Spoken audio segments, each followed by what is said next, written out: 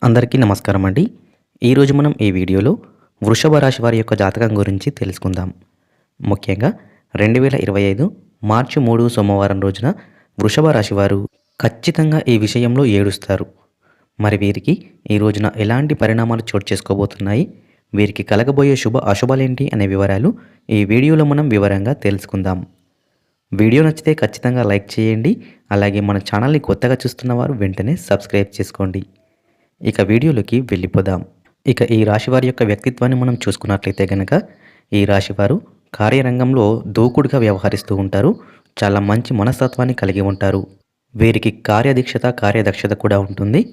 కొత్త స్నేహాలను పరిచయం చేసుకున్నప్పటికీ పాత స్నేహితులను అస్సలు కూడా వీరు విడిచిపెట్టరు. అందరితో కలుపుకుపోయే తత్వాన్ని వీరు కలిగి ఉంటారు. ఇక ఈ రాశి వారికి ఎక్కువగా ప్రేమాభిమానాలు ఉంటాయి.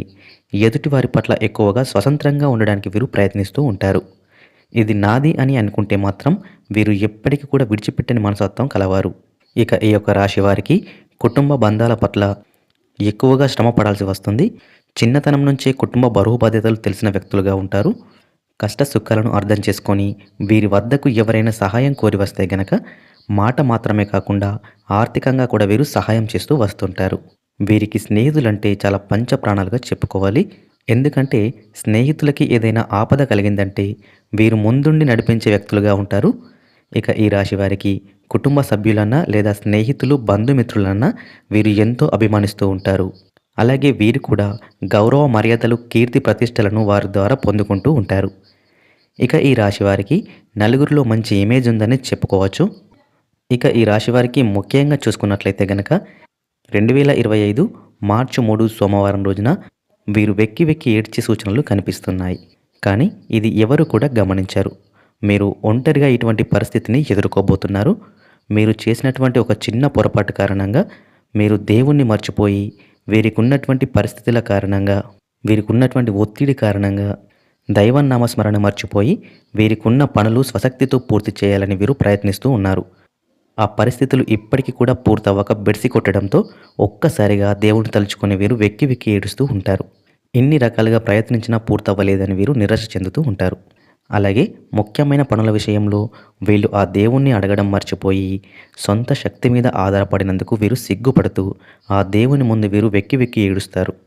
ఇక మీదట ఎప్పుడు కూడా ఇటువంటి పనులు చేయకుండా ఉండడానికి ఆ దైవనామ స్మరణ చేసుకుంటూ వీరు శివాలయానికి వెళ్ళి పంచాక్షరి మంత్రాన్ని స్మరించుకుంటూ మీ మనసులో ఉన్న గోడుని ఆ శివయ్యతో చెప్పుకొని మీరు వెక్కి వెక్కి ఏడుస్తారు. ఎందుకంటే మీ దుఃఖం ఒక్కసారిగా బయటకు వస్తుంది. మీకున్నటువంటి ప్రతి పరిస్థితిని తలుచుకొని మీరు బాధపడుతూ ఉంటారు. మీ కష్టాలను నష్టాలను తీర్చమని ఆ శివయ్యను వేడుకుంటూ ఉంటారు. ఇది మీకు మేలుకరమైన ఫలితాలను కలిగిస్తుంది. ఎందుకంటే మీ కన్నీరుని అలాగే మీకున్నటువంటి కష్టాలను నష్టాలను ఆ శివయ్య చూశారు. ఇక మీకు ఆ శివుడి అనుగ్రహం కలగబోతుంది. మీకున్నటువంటి ప్రతి బాధలు కూడా తొలగబోతున్నాయి. మీకు చక్కటి ఫలితాలు కలగబోతున్నాయి. ఇక వ్యాపారపరంగా ఉద్యోగపరంగా విద్యపరంగా చూసుకున్నట్లయితే గనక ఈ రాశి వారికి ఇక మీదట మహర్దశ పట్టబోతుందనే చెప్పుకోవాలి. అలాగే హనుమాన్ చాలీసాను పఠించడం ద్వారా కూడా మీరు మేలుకరమైన ఫలితాలను పొందుకుంటారు.